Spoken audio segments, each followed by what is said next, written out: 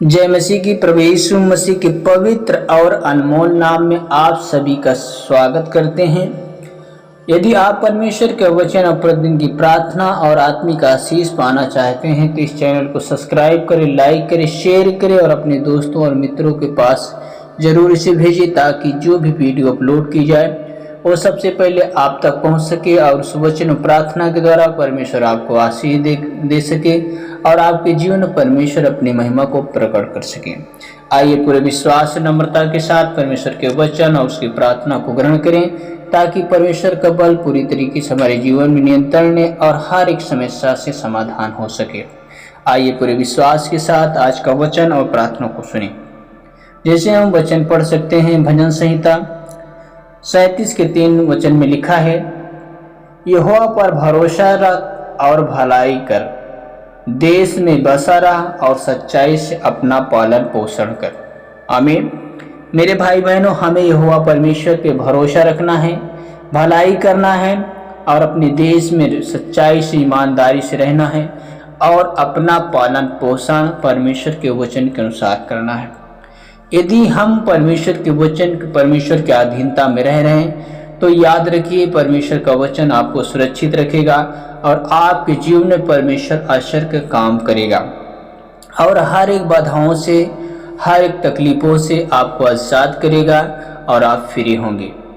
हम चलते अगले वचन की ओर, जो कि हम वचन पढ़ सकते हैं। भजन संहिता 118 के 24 वचन में लिखा है, यह वह दिन है जो यहोवा ने बनाया है, हम इसमें मग्न और आनंदित हों। आमीन। मेरे भाई बहनों, आज का जो दिन हमें परमेश्वर ने दिया है वो बहुत महत्वपूर्ण है, बहुत अच्छा है, क्योंकि परमेश्वर ने हमारे लिए खास दिन स्थिर किया है, खास दिन बनाया है। इसलिए इस दिन में हम मग्न और आनंदित हों, क्योंकि परमेश्वर ने मानव जात को दिया है ताकि उसमें आनंदित रह सके। आइए हम पूरे विश्वास और नम्रता के साथ परमेश्वर से प्रार्थना करें कि परमेश्वर हमारे जीवन में अपनी भलाई को उत्पन्न करे, अपनी आशीष को उत्पन्न करे और परमेश्वर हमारे जीवन में आनंद और शांति भर दे। आइए विश्वास के साथ आज की सुबह की प्रार्थना में हम एक मन होकर, एकजुट होकर उसकी सामर्थ्य की प्रार्थना करें ताकि वो हमारे जीवन में काम कर सके। क्योंकि बाइबल बताती है, यदि तू मुझसे प्रार्थना करे तो मैं तुझे बड़ी बड़ी और कठिन बातें बताऊंगा जिन्हें तू अभी नहीं समझता है। तो मेरे भाई बहनों, जो चीज़ हम नहीं समझते हैं उसके लिए हम परमेश्वर से प्रार्थना करें, उसके लिए हम परमेश्वर के साथ बैठें, उसके लिए हमें परमेश्वर के साथ अपने रिश्ते को मजबूत करें। जब हम अपने रिश्ते को मजबूत करते हैं तो परमेश्वर की शांति हम में दिखती है, परमेश्वर की भलाई हम में दिखती है। इसलिए हमारा रिश्ता खुदा के साथ मजबूत हो जाना चाहिए, पवित्रताई में रहना चाहिए और एक साथ मिलकर हम प्रार्थना करते हैं। आइए हम विश्वास में बने रहें और पवित्रताई को रिसीव करें यीशु के नाम से।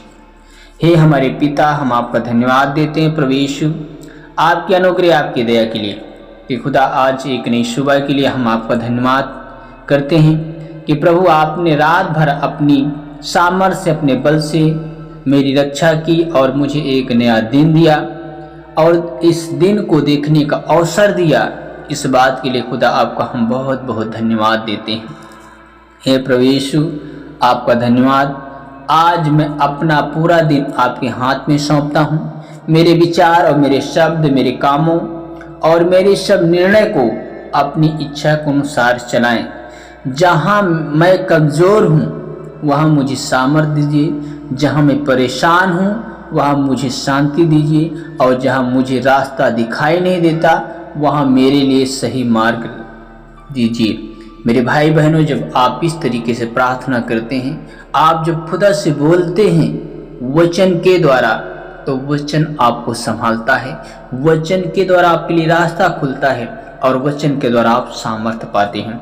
उससे पर कहें कि हे मेरे प्रभु, मेरे घर, मेरे परिवार पर अपनी कृपा बनाए रख, हमारे घर में प्रेम, एकता और शांति और विश्वास बढ़ाएं। हर गलत प्रभाव, हर बुराई से हमारी रक्षा कीजिए, हमारे घर को अपनी उपस्थिति से भर दीजिए। अपने सामर्थ्य से, अपने अभिषेक से, अपने नियंत्रण से भर दीजिए। पवित्र आत्मा, हम आपका धन्यवाद देते हैं प्रभु यीशु के समर्थी नाम से। हे प्रभु, आज जो भी कठिनाई या कठिन परिस्थिति मेरे सामने आई है, मुझे घबराने के बजाय आप पर भरोसा करना सिखाएं। मेरे आगे आगे चलिए और मेरे हर कदमों को सही दिशा में लेकर जाइए और बंद दरवाज़ों के सामने मुझे धैर्य दीजिए और जो रास्ते मेरे लिए उचित हैं उसे पहचानने की बुद्धि दीजिए। हे मेरे पवित्र आत्मा, हम आपका धन्यवाद करते हैं, आपकी महिमा करते हैं। हे प्रभु यीशु, मेरे मन से डर, निराशा और चिंता को दूर कीजिए और मेरे हृदय में विश्वास और आशा और आनंद भर दीजिए। मुझे ऐसा जीवन जीने में सहायता कीजिए जिससे मेरे कामों में के द्वारा आपके नाम की महिमा हो। हे प्रभु यीशु, आपका धन्यवाद देते हैं कि आज मेरे लिए जो भी जिम्मेदारियां हैं परमेश्वर, उन्हें मैं बुद्धि और सामर्थ्य से मैं कर सकूं, ऐसे सामर्थ्य दीजिए। मेरी मेहनत को आशीष दीजिए और मुझे ईमानदारी से काम करने का हृदय दीजिए। यदि आज कोई कठिन समाचार या परेशानी आई तो मुझे विश्वास में स्थिर बनाए रखिए और अपने सामर्थ्य से आगे बढ़ाएं। अपने बल, अपनी ताकत से, अपने अनुग्रह से आगे लेकर चलें, जैसे आपने मूसा को लेकर चला है, जैसे आपने इल्याह को लेकर चला है, वैसे मुझे भी लेकर चल। मैं आप में, आपकी सामर्थ्य में, आपके बल में बढ़ता जाऊं। पवित्र आत्मा, मैं प्रार्थना करता हूं यीशु के नाम से।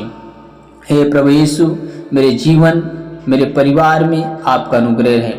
मित्रों और उन सब लोगों को भी याद रखिए जो आज प्रार्थना और सहायता के लिए आपको पुकार रहे हैं। दुखियों को, सतत और जागरूकमंदों को, जो ज़रूरतमंद हैं, उनकी सहायता करो। मेरे परमेश्वर पिता, जो निराशा में हैं, उन्हें नई आशा दीजिए, उन्हें शक्ति से परिपूर्ण किया और अपने बल से परिपूर्ण किया।